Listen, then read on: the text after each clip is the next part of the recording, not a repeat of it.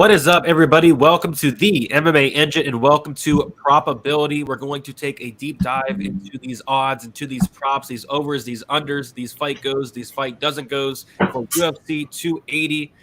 Card of the year, Islam Makhachev going against Charles Oliveira. I think there is a lot of violence that is sticking out, and can't wait to talk about some spots here. As always, I'm here with Uncle WEEZY. WEEZY, what is up? Are you looking forward to the card of the year? Yeah, definitely. What a great card from a fan perspective, from a gambling perspective, from a high level mixed martial arts perspective. We got it all coming up on Saturday. 14 fights, all of them still here for the time being. Hopefully all 14 happen. This main card is crazy. I can't wait for these fights. It's amazing stuff. And unlike the last 2 weeks of fights that we did have, where not a lot was sticking out time prop wise, you get these higher level fights, and there are certain things that always stick out because there are a few different ways to see how these fights take place. Because these fighters are so well rounded, you could see these fights going a number of different ways, but the data always paints the same picture. And we can find when the eyes of the gambling community pushes a line too far one way or another, and then we're there to get it and let it snap back like a rubber band. And that's what we're here to do today. I'm fired up to go through all these fights with you in the chat. Let's do it. All right, before we get started, guys, if you guys can please leave a like on the video, subscribe to the channel. Let's keep growing the MMA Engine. Look out for more content throughout the week as well with Monk, Lubetia, all the guys here on the MMA Engine. But let us shout in the chat. We got Victor De Jesus. What is up, Victor? We got Propaholic in here talking some props. We got Daz. We got Monk. We got Aussie UFC picks. We got Glimbot. And we got Andy Mush. And we also got a super sticker, $10 from Daz. Thank you, Daz. First dono of the day. Appreciate you always hanging out, always supporting. It does go a long, long way. Thank you, Daz. All right. I say we get right into it, WEEZY, and we're going to start with the first fight on the card, and that will be a bantamweight fight, women's bantamweight fight. We got Lena Landsberg going against Carol Hosa. So it looks like BetOnline dropped the majority of the props. They still do not have this fight and a couple other fights, but it looks like they have the over-under set at 2.5 rounds on BetOnline. The over 2.5 minus 275. The under 2.5 is plus 215. We'll go to 5 dimes for this fight goes and doesn't go. 5 dimes has the fight goes to decision minus 250, and the fight doesn't go to decision plus 190. Yeah, WEEZY, I think this is the fight goes to decision all day. Let's see if the data backs it up. Yeah, okay, so let's quickly take a look at what these ladies are doing at the UFC level. 8 combined wins for Landsberg and Hosa at the UFC level. None of them are inside the distance. We have Lena Landsberg has been finished twice in her 5 losses. Hosa has never been finished. So 2 of their 14 combined fights have finished inside the distance. So we've got to really like the fact that this one is probably going over. And then we see that the underlines here, you know, if we compare the implied probability of these lines to the benchmark for the division, they're not really enticing us to bet under, are they? They're giving us a 2.7% break on the fight doesn't go. They're giving us a 0.5% break here on the under 2.5. But if we go over here to the nonviolent side, we can see a number that 85.71% of their fights have went to decision. So if we take that 85% and we compare it to the 71% here, we see that we're getting a 14% break on a good sample size of fights that this thing goes the full distance at minus 250. However, right, because we have all these stats, Brady, we have to take advantage of them. Which line is better priced? Is it the fight goes, or is it the over 2.5? So let's go down here to the analytics and find out. 62.82% of fights go to decision at this weight class when they're 3 rounds. But 69% go over 2.5 rounds, which is actually kind of weird. Yeah. That's telling us that about 6.5% of fights end between the 2.5 round mark and the end of the fight, which means that we should be paying up about 6% from the implied probability of the fight goes to the implied probability of the over 2.5. We're only paying up 1.9%. So that tells us as gamblers, if we're comparing, if we're in there in the grocery store like Monty Burns and we're going ketchup, ketchup. You know, which one do we want, right? Well, we want that over 2.5 because it's underpriced in comparison to how it should be priced in comparison to that fight goes to the decision. As we can see, this one 8.61% overpriced. This one only 4.1% overpriced. So I would say that we're going to take that over 2.5 at minus 275. It's a wide line, but you know the likelihood of a finish here is very low. I think that that's a good parlay piece potentially this week. The overs are always a sweat, Brady, but this one is priced properly, and it's priced properly for something where we have a good set of data backing us up saying it's underpriced in relation to that data. Yeah, what makes me feel even better is you take a look at who has finished Lena Landsberg, and one of those is Chris Cyborg. Cyborg, yeah. I think we should kind of forgive her a little bit for that. And then also Aspen Ladd, who does have some really good ground and pound as well. So, yeah, I think the over 2.5 is a very solid parlay piece this week. All right, let us move on to the next fight here. We have Muhammad Mokaev going against Malcolm Gordon. This is another fight that I'll quickly refresh to see if they got it, but I doubt it. BetOnline still has nothing out for this fight besides the over under 1.5. So we'll take a look at 5 dimes for that fight goes and doesn't go. So on 5 dimes, the fight goes the distance is plus 180. The fight doesn't go the distance is minus 240. And then on BetOnline, we have the over 1.5 minus 125. The under 1.5 is minus 105.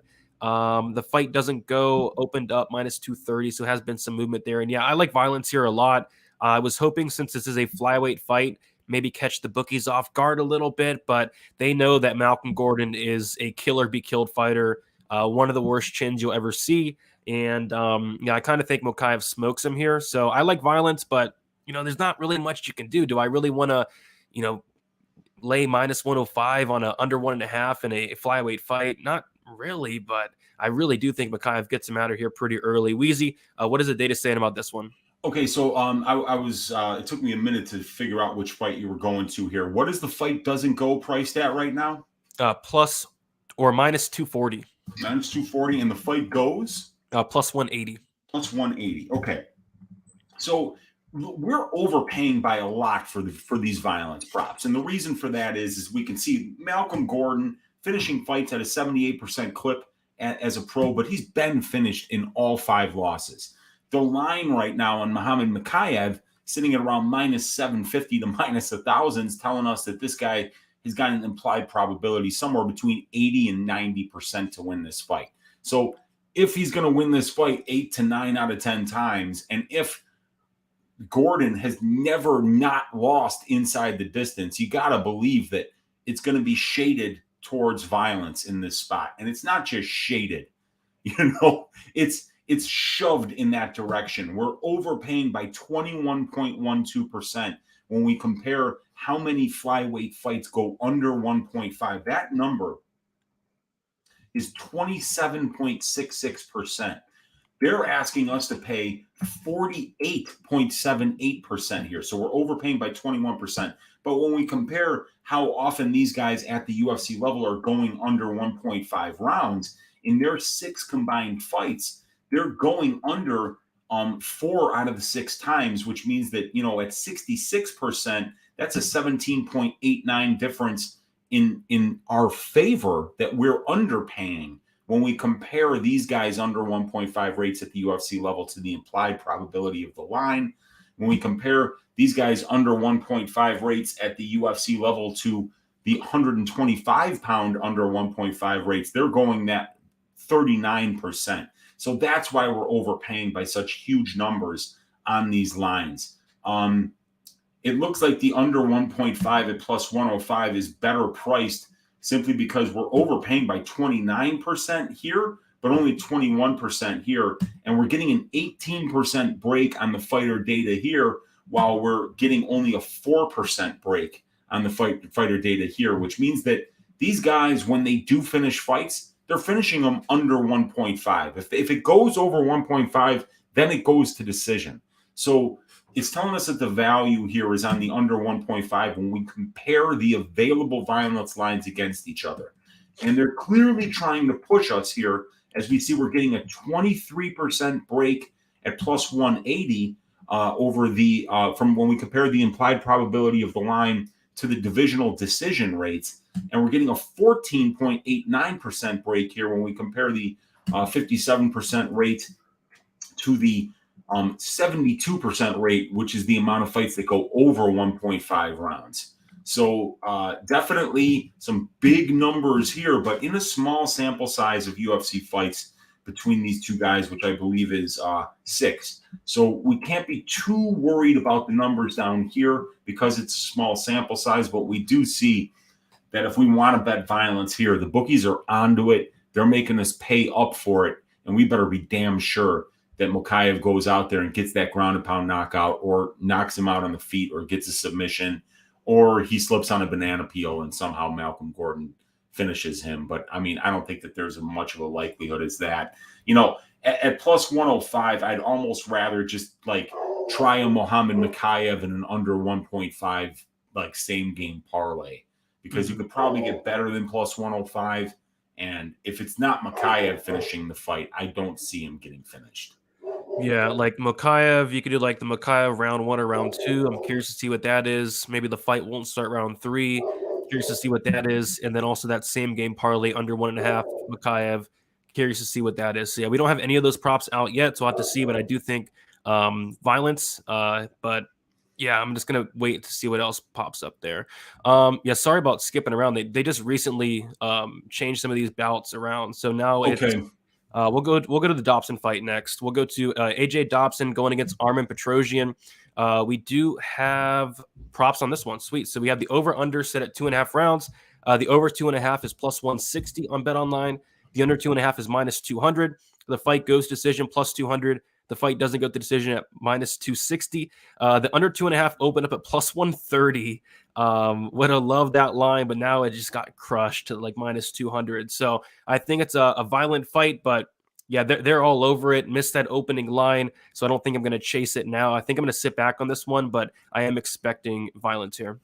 Yeah, I mean, when it opened up at plus 130 on BetOnline, and I think plus like 125 on Bovada, these numbers looked a lot better because we were underpaying by 5.66% and overpaying by 4.44% when we compare these guys' rates in a very small sample size of only 6 UFC fights, if I'm not mistaken, to the implied probability of the line. But now at minus 200, you know, it's minus 200, right? Yep. Yeah. So it's overpriced by 16.5% when we compare it to the divisional under 2.5 rate. It's overpriced by 26.67% when we compare how often these guys are going, which is 40% of their fights are finishing under 2.5. You're paying 66% here. And then the fighter finish rates versus the divisional under 2.5 rate, only 10.11%. And we're still overpaying. So obviously they're overpaid. We're overpaying for them, but in relation to a small sample size. And when we look at this fight stylistically, you see a guy in Dobson who we haven't seen go to the offensive wrestling much on the regional scene or at the UFC level. And Petrosian is a fantastic kickboxer. So we see with our eyes, you know, a stand-up war between two guys that got a ton of power and have a ton of knockouts on their record. So, I think when we're using our eyes and we look at this thing stylistically, we're expecting violence. But the reality is that, you know, these guys have only been finished in one of 3 career losses, and neither one of them has been finished at the UFC level, even though Dobson's only loss was to, you know, Malkoun, who doesn't finish anybody. But shit, I mean, Petrosian was in there with Rodriguez. He lost to Borralho. You know, these are good fighters. So I don't know if we can count on violence here. If we feel a little bit gutsy, we can count on these guys' durability and take these fat plus numbers. Know that we're underpaying by about 11% when we compare these implied probabilities to the benchmark for the division. And we know that these guys have been to decision. You know, even though it's only 25% of the time as professionals, they have been to decision 60% of the time at the UFC level.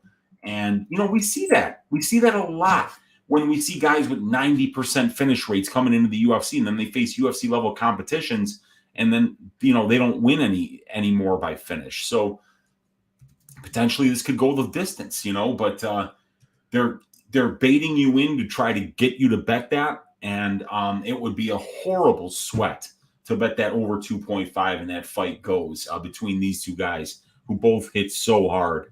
But it could happen, and it is underpriced. But if you're on that violence side, you are overpaying quite a bit. Yep, and that's why I'm just fine with passing. Missed the line. I was doing a video while the lines were dropping, so missed the line, and it moved a ton, like plus 130 to minus 200. That is a gigantic move, and I could have even got it like, what did it go to? I saw it at like minus 140, minus 140. Even then, I was like, I already missed it. I'm fine with just passing. So I think I'm gonna sit back and watch this one. Don't think I'll have a bet on it, and I think I can't bet the over. It'd be so much of a sweat, but the value is probably on that over at this point. But I saw a Propaholic got the under 2.5 at plus 125. Well done, you did your job. It's a crazy line. All right, so we'll move on to the next fight. We will go to the Mustafaev fight. We have, let me see if I can find it here. There it is. Magomed Mustafaev going against Yamato Nishikawa. Another fight where I do expect violence, with Mustafaev having a 100% finish rate. Very dangerous anywhere the fight goes, going against the newcomer 19-year-old Nishikawa here. The fight doesn't go to decision, minus 325. The fight goes to decision, plus 250. The over-under set at 1.5. The over 1.5, minus 135. The under 1.5, plus 105. Yeah, I like violence here as well. I don't know if I like the minus 325, but you know, maybe the under at plus money could be something to look at. I bet 3 unders last week.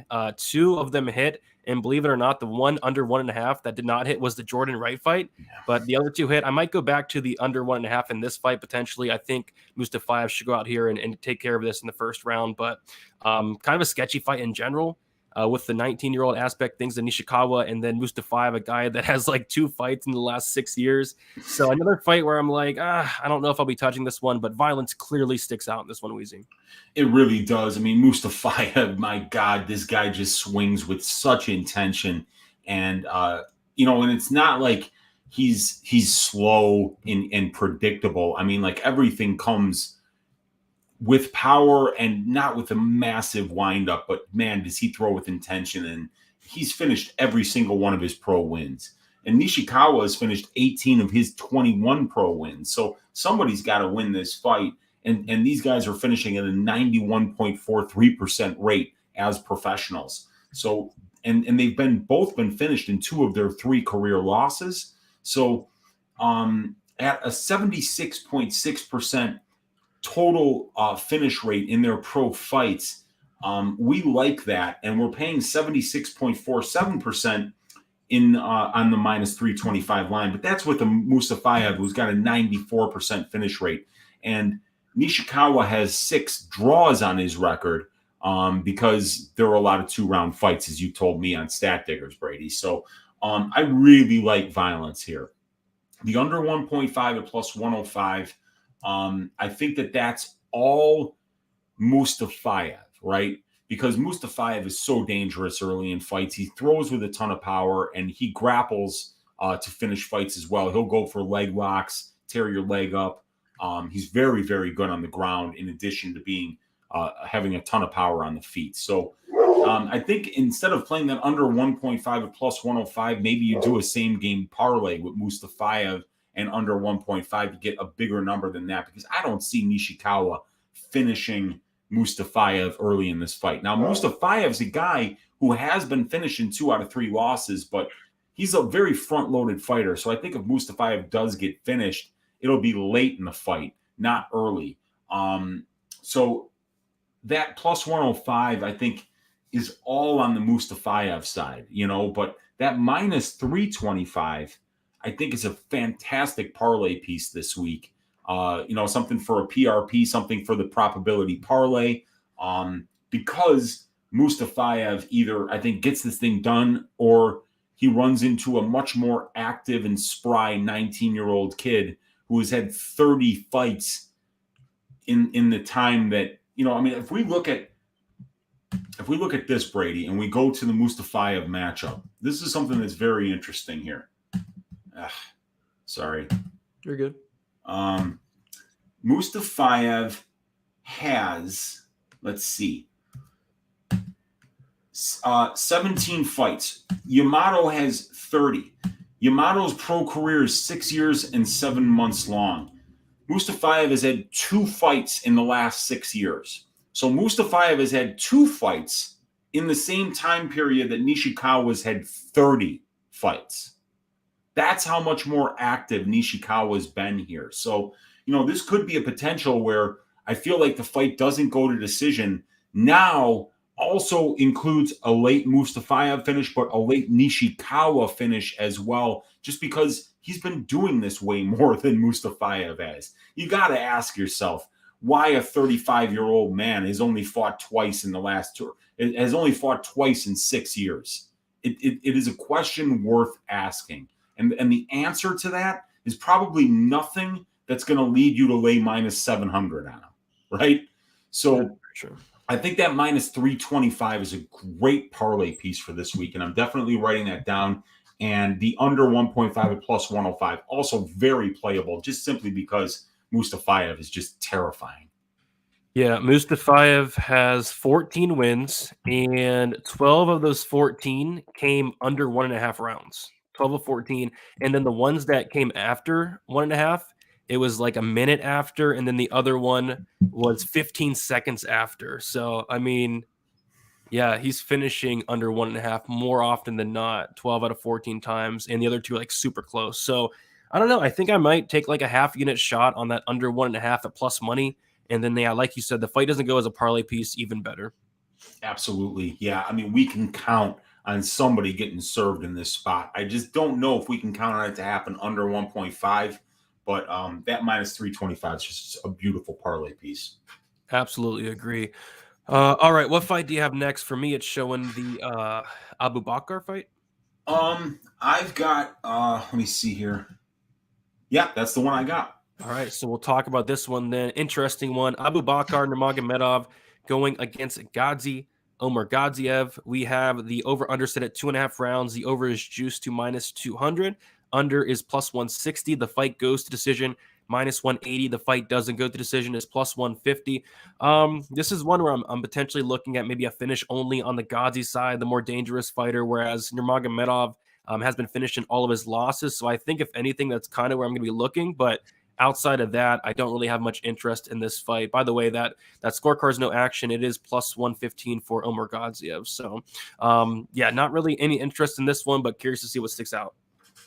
Yeah, I mean, there's a big level of competition difference between these two guys. I mean, you throw out that Borralho fight for Gadzhi, and he's been fighting at 185 his entire pro career and most of his amateur career. I don't think he's fought at 170 pounds, which is where this fight's going to take place, since like 2015 or something. So that's something we got to keep our eyes on. But we got 2 trifecta bets here, but we got to kind of hold our horses a little bit because we've only got a 4-fight sample size between Abu and Gadzhi at the UFC level. So not much data to go on, but we do know that the violence bets here are underpriced by 6% and 8.5% respectively when we compare them to the benchmarks for the division.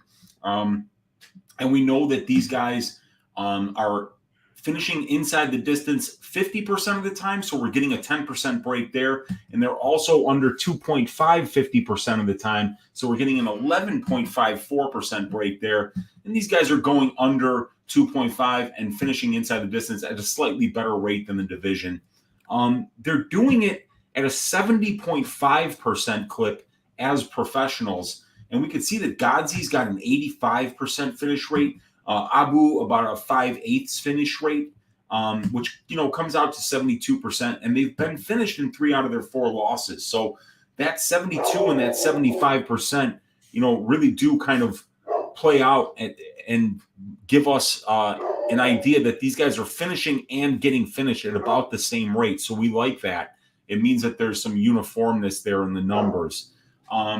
So the template likes the violent spots here. and thinks that the over spots are a little bit overpriced here. As we see, 13% overpriced for the fight goes, 11% overpriced for the over 2.5. And when we compare it to that very small data set, we do see that we're overpaying there as well. Stylistically, this fight, Gadzhi goes for it. And Abu, I don't know about Abu, dude. He's okay. He couldn't finish Jared Gooden, got finished by David Zawada. He's fought the better brand of competition, Abu, but he's not really finishing as a professional here at a 62.5% rate, at a rate that we would be worried about him necessarily finishing Gadzhi, who's never been finished as a pro, but has fought the much worse level of competition in comparison to Abu. So, in this one, I would say that all right, so these numbers are pretty close to each other, the 40 and the 38.46. So I'd say that under 2.5 is probably priced a little bit better. But we'd like to get that at a little bit better than plus 160, and maybe we can. But that number there, it's about a 4% difference, 48% to 44%.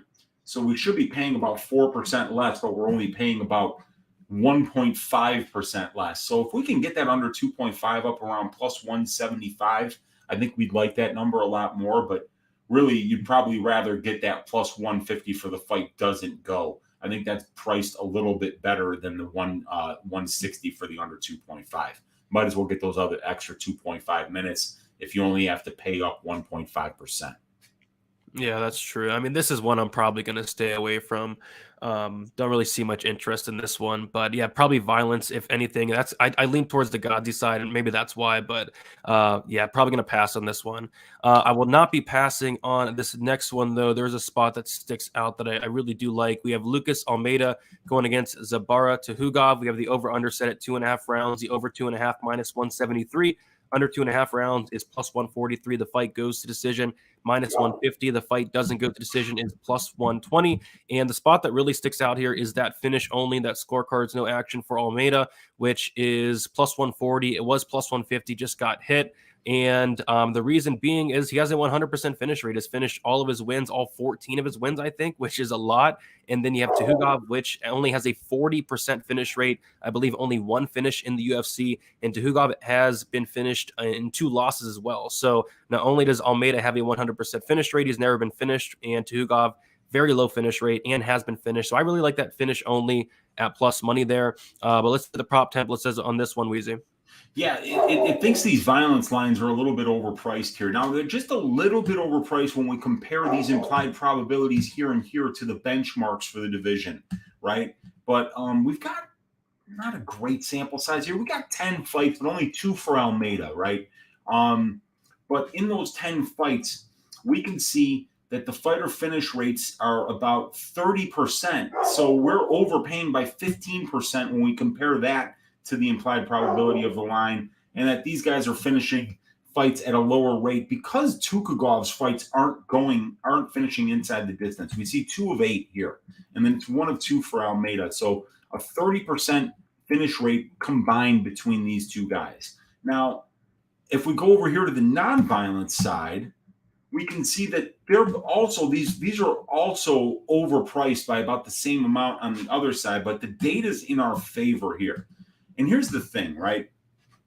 Zubaira has been finished twice, but the last time he got finished, I believe, was 2012. Okay? So it doesn't really mean anything at this point. He was a completely different fighter, just a kid back then.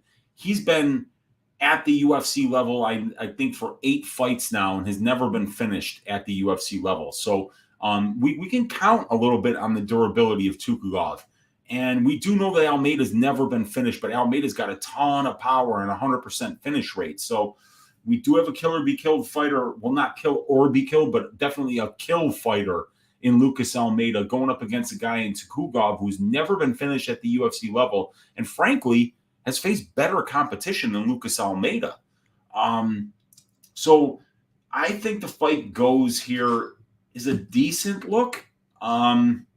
But you're betting against the guy in Almeida that has a 100% finish rate. So maybe the way to go is to bet that Lucas Almeida finish only prop at plus money and we can count on Almeida's durability. But another thing that I saw on tape was I've seen Lucas Almeida get dropped a couple of times in the first round on the regional scene and in the Trizano fight. Don't forget, he got dropped in the Trizano fight, and Trizano actually came close to finishing Lucas early in that fight. And Tukugov has finished both of his UFC wins in the first round by knockout, and he also had a couple of other guys in trouble in the first round with big shots. So I could see this fight, if it finishes, I see it finishing under 1.5. So that's probably the way that I would play this in order to get the fattest plus number, because it's 120 for fight doesn't go, it's plus 143 for under 2.5. But I think if we could get something like plus 250 for the under 1.5, we would have Tukugov's best win condition tied up with Lucas Almeida's best win condition, because he just throws with so much power early in fights. Yeah, I mean, I could see it played out a whole bunch of different ways. I kind of lean towards Tukugov by decision, kind of grinding this one out. But I think the best bet for me, at least, is going to be that finish only for the Almeida side. But yeah, these under 1.5 is plus 245 on 5 dimes. Under 2.5 is plus 150. I don't know. I lean towards the non-violence things, but, violence makes sense as well, right? It definitely makes sense. I mean, especially you're flying in the face of a guy in Almeida who 14 of his 15 pro fights have finished inside the distance. So, if you're betting that over, that's a big thing to have, in your way here.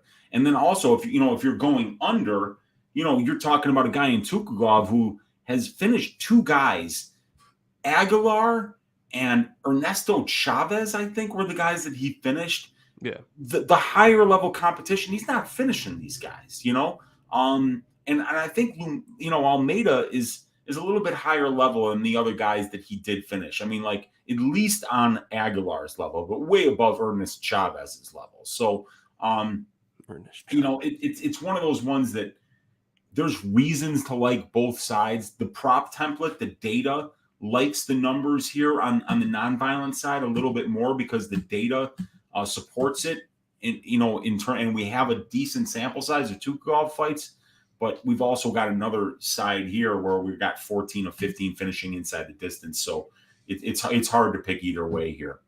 Yeah, kind of a weird one there. But we'll move on to the next one. We have Volkan Oezdemir going against Nikita Krylov. We have the over-under set at 2.5 rounds, the over 2.5 plus 115. Under 2.5 rounds, minus 145. The fight goes to decision, plus 150. The fight doesn't go to decision is minus 180. This is a Nikita Krylov fight, and that means violence. This guy is a crazy finisher, and always, for the most part, their fights do end inside the distance. I think all but like 3 or 4 of his UFC fights have ended inside the distance. So, yeah, I like violence on this one, and it's at a playable line, unlike some of the other fights. Yeah, it doesn't make any sense at all, right? Because when you see a guy that has 37 professional fights in Nikita Krylov, and 34 of them have finished inside the distance, and we're talking about just losses and wins, 27 out of 28 wins finishing inside the distance, 7 of 9 losses coming inside the distance. So a 92% finish rate over a 37-fight sample size, right? That's the definition of a kill-or-be-killed fighter. When you have one of those archetype of fighters, you should be overpaying for violence bets. Look at the fight doesn't go. Only overpriced by 3.17%. The under 2.5 only overpriced by 0.03%. And, of course, we have these numbers here, 7.5%, 7.5%, 6%, 9.26%, which shows the UFC experience of these guys, which is 27 combined fights. They're finishing inside the distance 70% of the time. We're only paying 64%. And we've got a kill-or-be-killed archetype fighter here. So love the violence bets here. You don't bet overs in Nikita Krylov fights. If you do, you've been successful 3 times out of 37. Not a good win rate, okay? That is going to just destroy your return on investment. So, yeah, definitely love violence in this spot. And stylistically, right, I think that this fight plays out on the feet. And Oezdemir's got a shit ton of power on the feet.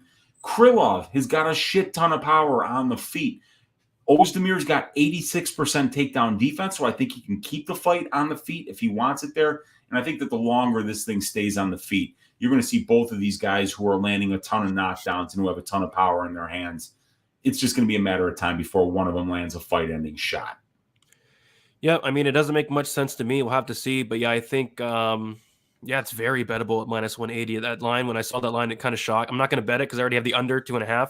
But yeah, it kind of shocked me that it was at minus 180 because I saw on 5 dimes, it was a different price. I'm going to go see what it is on 5 dimes currently. But I saw on 5 dimes, it was like minus 210, something like that. Let's see if I can find it. There it is. So on 5 dimes, they have the fight doesn't go at minus 205. And it was minus 215 there. So, yeah, minus 180 just doesn't make a ton of sense to me. It's a lovely spot. I don't know why they're giving us that, but, Oezdemir did go over against Craig, and that was a fight that everybody was on the under. But that's, those are the anomalies. These guys are finishing inside the distance at a very high rate. 61 combined professional fights. 51 of them have finished inside the distance. It's 83.6%. We can hang our hat on that. We love that. That's great. So when you compare that 83% to the 64% of the fight doesn't go, it just doesn't make any sense. The line is severely underpriced, and it's a bet that everybody should be making. Agreed. And by the way, they just released the fight doesn't go to decision for the Malcolm Gordon fight. They opened it at minus 100,000. which makes, and then they put it back to minus 210. So it's sitting at minus 210, but it's fun. They opened it like minus 100,000. Can you imagine if you paid minus 100,000 and then you're like, oh, come on, minus 210, Yes. Oh, that's funny. All right. We will minus 100,000. Love it. All right. We'll move on to the next fight. We have Mahmoud Muradov going against Caio Borralho. And I'm going to refresh on Bet Online to see if they have it out, and they do not. So we'll go to 5 dimes. So 5 dimes has the fight goes to decision at plus 110. The fight doesn't go to decision at minus 140. So this line has moved a lot. A lot of money is coming in on this non-violence. The over-under set at 2.5 rounds. On 5 dimes, the over 2.5 minus 115. The under 2.5 minus 115. Bet Online has the over-under at 1.5. The over 1.5 is minus 200. Under 1.5 is plus 160. So yeah, money is coming in on the non-violence here, Weezy.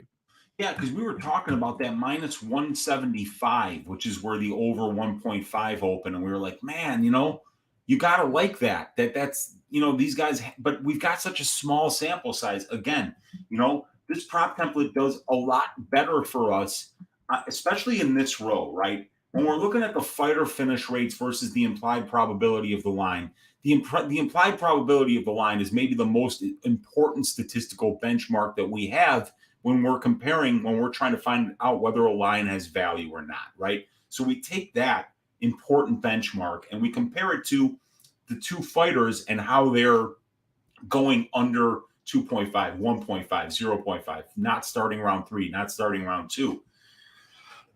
And when we do that, it gives us a great idea of whether there's value in the line or not. And we see a lot of overpricing here, negative 8.33, negative 28.49%, and negative 13.46%. So, but it's a small sample size. Muradov only has 4 fights, and Borralho only has 4 fights. So, when you see these big numbers here, they don't mean as much because it's a small sample size of fights. And we do see that the lines are just about priced correctly on both sides. We're overpaying by about 3.5%. So it looks like these lines have kind of balanced out and the seesaw is kind of even. I wouldn't say the public is overrating either one of these in any direction.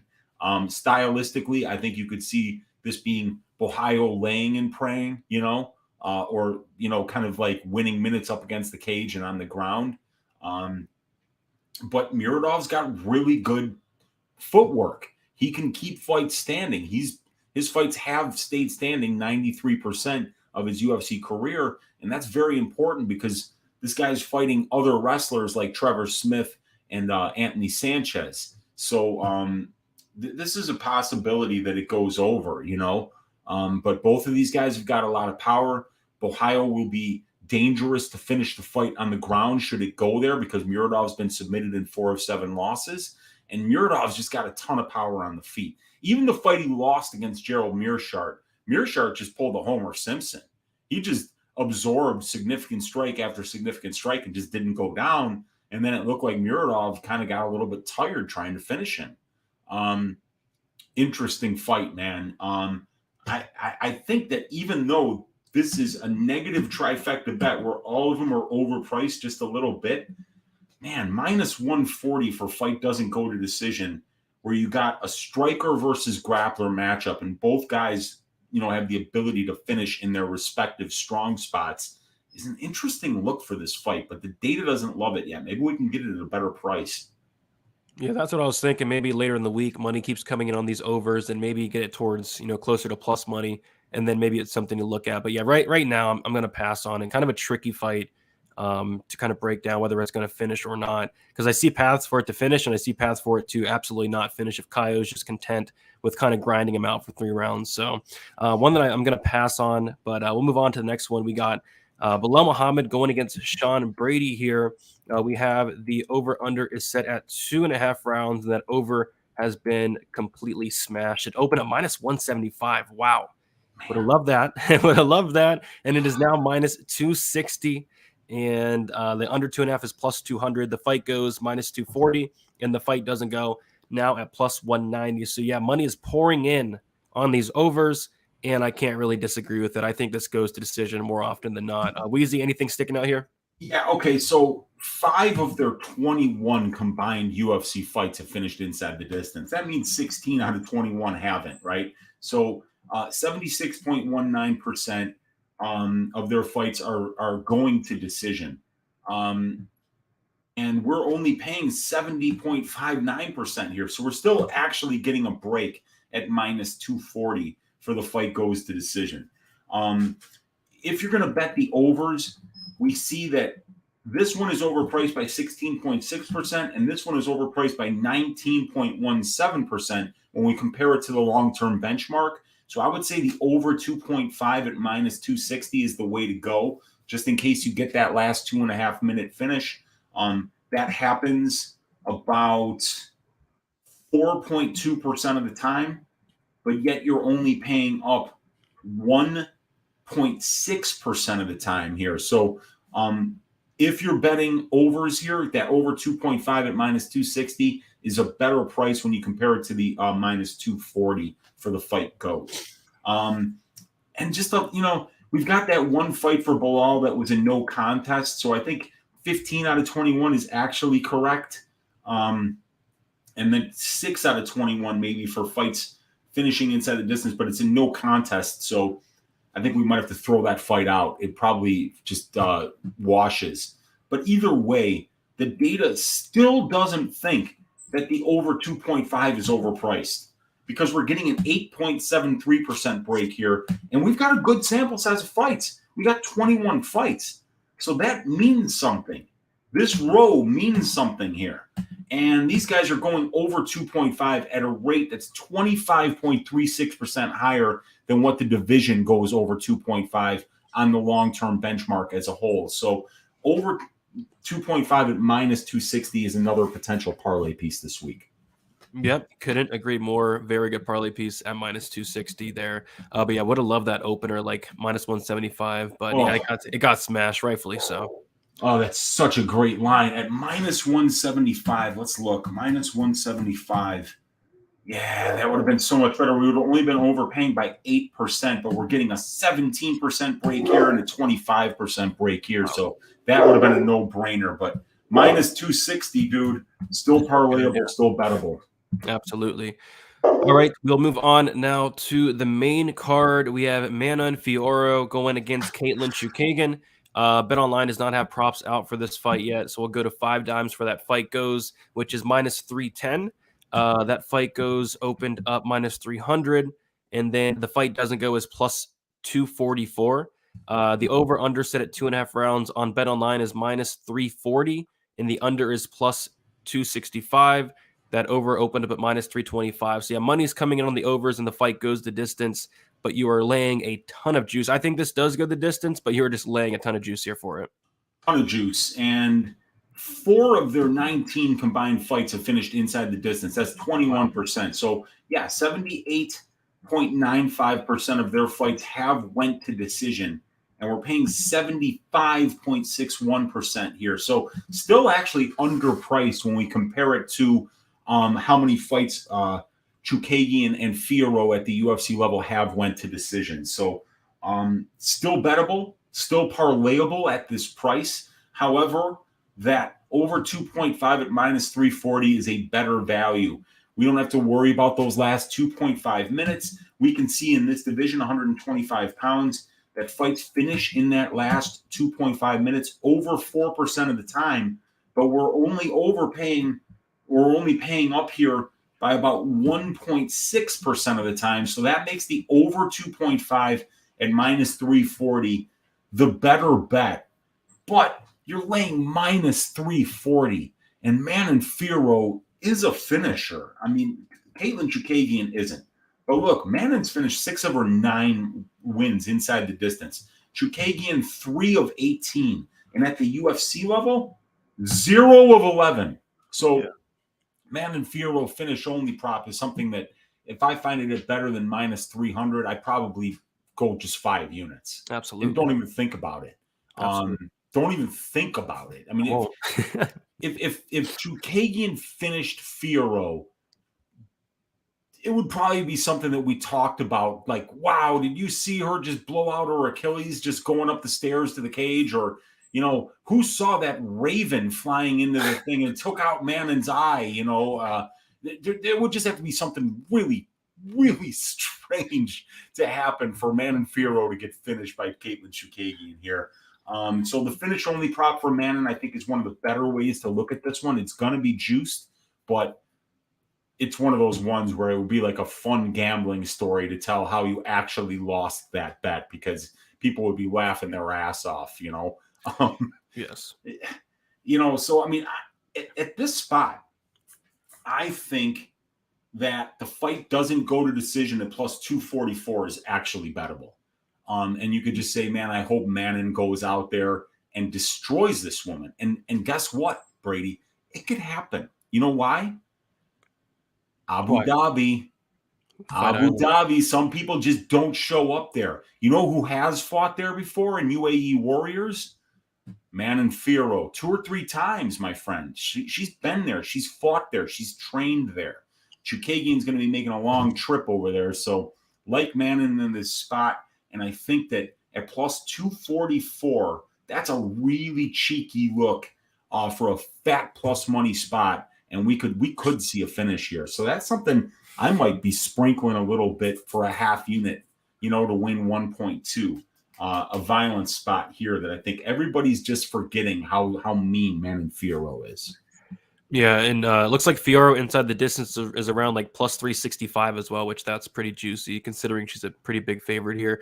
And why not go there instead of even the plus 244? Because it's not like fucking Caitlin's finishing her. Yeah, unless she brings like a baseball bat into the cage. Yeah. But even then, I don't know. Agree. All right. I think we can. That's a good plus money spot that I'm going to be taking a look there. Sounds good. And yeah, whatever they price the finish only for Fiorot, it's not going to be wide enough. That one might be minus 100,000, like the. Yeah, I mean, it really should be though. Because outside of like you said, a raven flying in, a baseball bat, a Bob. It plucked out her eye. I've never seen anything like it. Yeah, just hard to imagine Chookagian finishing anything. So we'll have to look out for that one. Hopefully it drops soon. All right, we'll move on to the next fight. We have Sean O'Malley going against Piotr Yan. Dariush Gamrot. Oh, shit. Beneil Dariush going against Mateus Gamrot. Don't want to skip that one. We have the over-under set at 2.5 rounds. The over 2.5 minus 190. The under 2.5 rounds is plus 160. The fight goes decision minus 160. The fight doesn't go is plus 130. And yeah, I think we talked about it a little bit last night on Stat Diggers. This could very well be a sneaky, violent spot. And I'm actually predicting a finish in this fight. I think Gamrot does knock out Beneil Dariush at some point in this fight, and it's plus money there. So what's the prop template saying about this one, Weezy? Yeah, it loves violence. The prop template loves violence here. Now, we can see right here that we're getting underpricing by about 7% here and 8.17% when we compare these implied probabilities to the long-term benchmark for the division. But also, we're seeing that these guys are finishing inside the distance, 16.5% higher than what the implied probability of this line is here. So if we take that 16 and add it to 43, we should see that 60% of these guys' fights are finishing inside the distance at the UFC level. And that's the case. And that's in a 25-fight sample size. And we can also hang our hat on the fact that 60% of Dariush's fights are finishing inside the distance and 60% of Gamrot's fights are finishing inside the distance. So even though these guys are very well matched, they're finishing. And that's important because we've got a good sample size of 25 fights here. When we're seeing these big numbers here, it's just telling us that here's what's happening.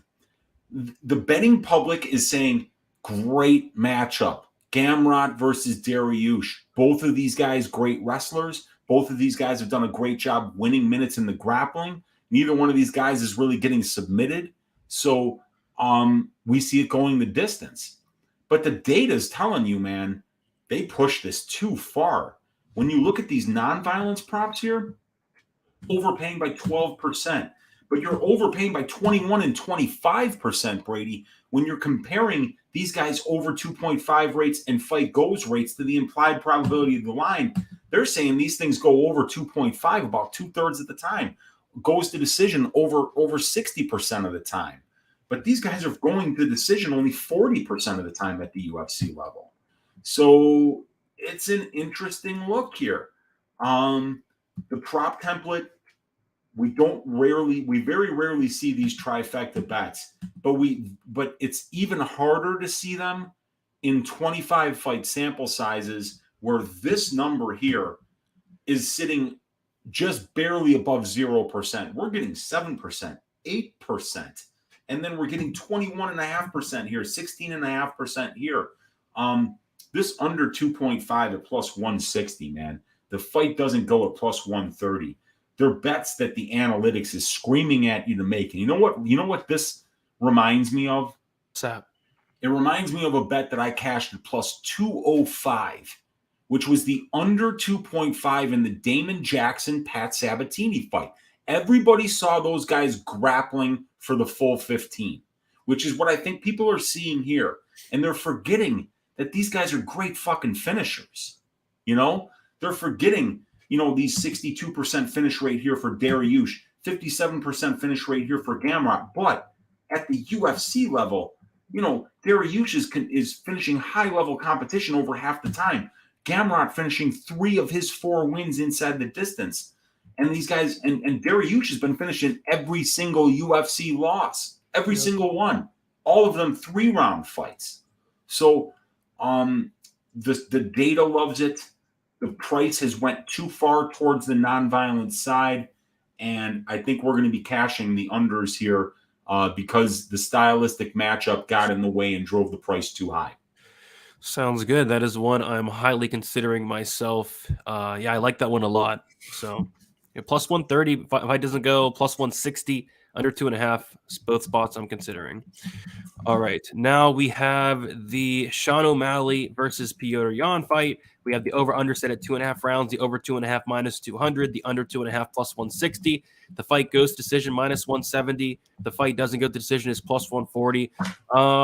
Yeah, this is a spot where I'm kind of thinking violence. I'm kind of thinking Jan inside the distance. Jan finishes O'Malley, and that fight doesn't go as like plus 160 on FanDuel Sportsbook. And if Sean O'Malley was to win this fight, you got to think it's probably by knockout. It's hard to see him winning a decision against Jan. So another one where I'm kind of going against the grain here and kind of thinking violence at plus 160.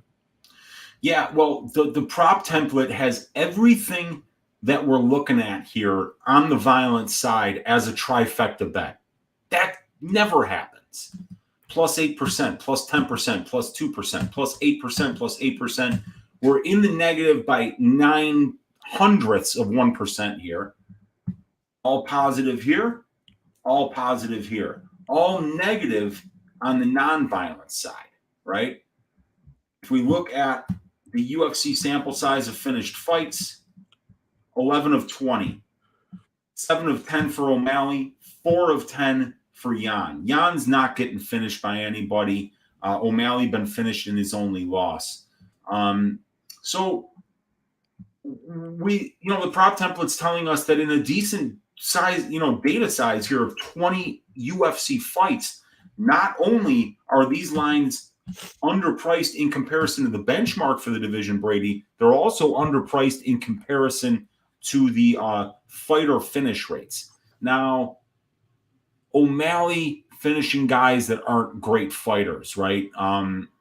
Not really finishing the top-notch guys. Jan not really finishing the top-notch guys. But, I think that this is kind of like, I don't really see Jan getting finished by anybody. I mean, Siberia couldn't finish Peter Yan, so how the fuck is Sean O'Malley going to do it? So I think, that Jan finish only prop could be a decent way to look at this one. But these unders are probably the best way to play this fight because the prop template tells you that they're underpriced in comparison to the benchmark and they're underpriced in comparison to these guys' benchmarks in comparison to the division. So, and both of these guys have got a ton of power striking. So I think we could see a fun one here where somebody does get finished. Yeah, and that fight doesn't go as plus 160 now, not plus 138. It got, the overs got hit. Oh, no kidding. So what's that under 2.5 at then? Under 2.5 is, well, it's plus 160, but FanDuel still has plus 160, but the fight doesn't go as a plus 160 as well. On FanDuel, yeah. Oh, okay. Yeah, that's a great look, dude. I mean, that's a kind of a bet you have to make just because you're getting a 10.68% break here, a 16.54% break here, and these guys are finishing inside the distance at a 6% rate higher than what the division does for 3-round fights. So, it's underpriced. They're trying to push you towards these overs, and it's once again, I think people are using their eyes. They're betting it no matter what the price is, and in reality, the value is on violence here. Yep. I'm thinking violence as well. I think Jan finishes O'Malley. So I might be taking a look at that fight. Doesn't go at plus 160 or even just Jan inside the distance, which is like plus 210. Curious to see what it is on FanDuel, though. But I think another spot I'm kind of tempted on the violence side of things. Absolutely. I am too, man. And it's more trifecta bets. We never see trifecta bets. Right. We've got like 5 of them today. This is such a great card. And because there's so much interest in it, you can see the public taking lines too far in either direction. And then with this kind of data, as a decision-making tool, we're there to pick it up every damn time. Heck yeah. I like it. All right. 2 more fights to go. We got Aljamain Sterling going against TJ Dillashaw. We have the over-under set at 4.5 rounds, the over 4.5 minus 205, the under 4.5 plus 165. The fight goes to decision minus 180. The fight doesn't go to decision plus 150. Yeah, I'm thinking probably goes the distance, 5 rounds. Just not something I'm really running to the window for. But yeah, what's the prop template saying about this one, WEEZY? Okay, so it's a 5-round fight. So I've got my 5-round analytics page up here, and this is a bantamweight fight. So fights are finishing inside the distance in 31 5-round bantamweight fights. 19 of them have finished inside the distance. That's 61.29%. We are getting a line here of 40% for the fight doesn't go to decision. So we're actually getting about a 21% break when we compare that admittedly small sample size of 31 fights to the implied probability of this line. Aljamain Sterling and TJ Dillashaw are finishing at a 50% rate at the UFC level, and they're being finished at a 42% rate. So about a 48% finish rate, and this is a 5-round fight, not a 3-round fight. Dillashaw very dangerous on the feet. Even Aljo is kind of dangerous on the feet, but Aljo extremely dangerous with his submissions in the grappling exchanges. So at these big, fat plus money numbers, we're actually seeing some pretty good looks here. What do we have? So here, you read some implied probabilities to me. For The under 1.5, I got 25.81%. What do I have on the screen there? 25.81.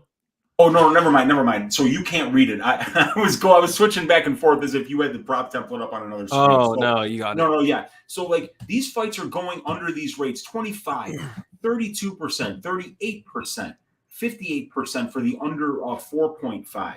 But we're paying for the under 4.5. What do they have? Under 4.5 is plus 165.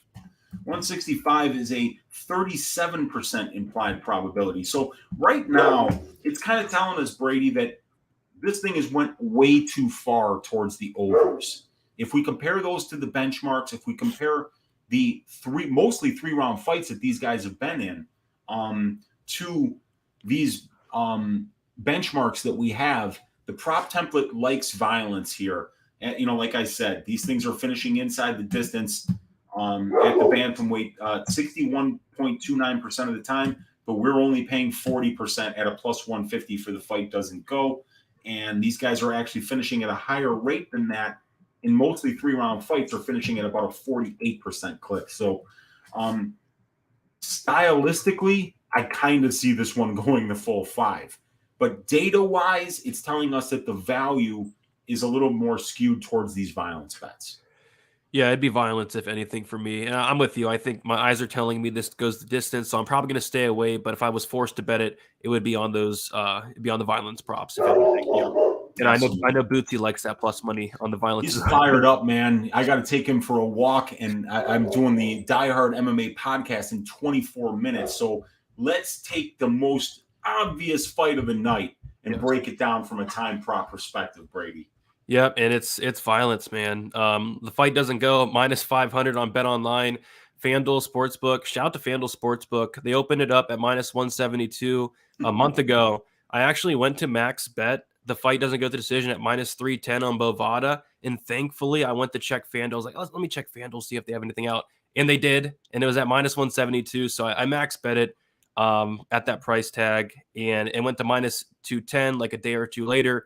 Loved it there as well. Went to minus 220, and then it went to minus 350, and it's been there ever since for like the last month. So, yeah, I like violence here. It's a Charles Oliveira fight. Charles Oliveira's never seen the 4th round ever. He's been to the 3rd round only a handful of times. He's been over 2.5 rounds like 4 times out of like 41 fights. That's crazy. I think it's Oliveira early, Makhachev late. So, yeah, I like violence here, but these lines have been smashed. I think the fight won't start round 4 at minus 164 on FanDuel is probably where I look at this point. On DraftKings, it's like minus 225, so you're getting a bargain there. But fight doesn't go as a parlay piece. Is a pretty good parlay piece still at minus 350, I think. Weezy, what is sticking out on this one besides violence? Yeah, so Charles Oliveira, 26 of 30 UFC fights have finished inside the distance. That's 86.67%. And even overall, that number is comparable at 88%. And both of these guys, Makhachev, same thing, 65% overall, 66% at the UFC level. So 81% of these guys' UFC fights are finishing inside the distance, and we're still only paying 77.78% here. So, and it's a 5-round fight, and Charles Oliveira's never seen a 4th round, much less a 5th round. So yeah, we love the fight doesn't go to decision here at minus 350. That's a potential parlay piece. Still underpriced in comparison to how these guys do finish fights at the UFC level. Stylistically, you see this being a train wreck. You see these guys flying into each other. Charles is very, very dangerous on the ground with the submissions, whether he's on top or on the bottom. And Islam Makhachev is incredibly dangerous on the ground from a controlled time perspective, but also from a submission. He submitted Thiago Moises. Thiago Moises is almost as decorated of a BJJ practitioner as Oliveira is. So I think somebody's going to get finished here. And Charles fights at a pace that is not going to be lasting for 5 rounds. So even if he does get the job done early, if it goes into the 3rd round or even the 4th, you got to believe that that's when Makhachev takes over and finishes Charles on the ground. So, yeah, I see violence here. Minus 350 is a great parlay piece. Couldn't agree more. So yeah, Weezy, a lot of stuff are sticking out. I'm gonna kind of go through what kind of stuck out to me, and then you can kind of go through what stuck out to you. I know you wrote it down. For me, I am liking the over 2.5 in the Rosa fight as a parlay piece. I'm liking the Almeida finish only. I'm liking the Gordon Mokaev. Either fight doesn't go at -210. I don't hate that, or the under 1.5 at plus money. Tempted on that. I don't mind the Mustafaev Nishikawa fight doesn't go as a parlay piece around -310. Staying away from the Dobson Petrosian fight at this point. Other than that, I like the Oezdemir Krylov under and fight doesn't go. I like the man on Fiorot finish only. If they mess it up, it's getting smashed. So we'll see if they mess it up or not. And then, yeah, I don't mind the fight doesn't go in the Gamrot Dariush fight. And I don't mind the over 2.5 in the Brady Muhammad fight. And I like Petrosian inside the distance on FanDuel is plus 300, which is by far the best price by a mile. And that is something I'll be playing. That is insane. And then also the fight doesn't go to decision. The fight won't start round 4 in the main event. So as you can see, a lot is sticking out. My goodness.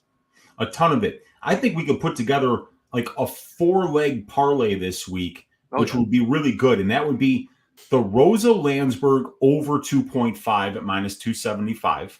Okay. The Mustafaev Nishikawa fight doesn't go to decision at -325. Yep. The Bilal Brady over 2.5 at -260. Yep. And the Makhachev Oliveira fight doesn't go to decision at -350. Where does that get us? Around plus 220, plus 217. 217. I like that, dude. I think that's a fun way to do it, a 4-legger. If I was going to take it down to 2 legs, the 2 legs that I felt the best about, I would say it would probably be that Bilal Brady over 2.5 at -260, and the fight doesn't go for Mustafaev Nishikawa at -325.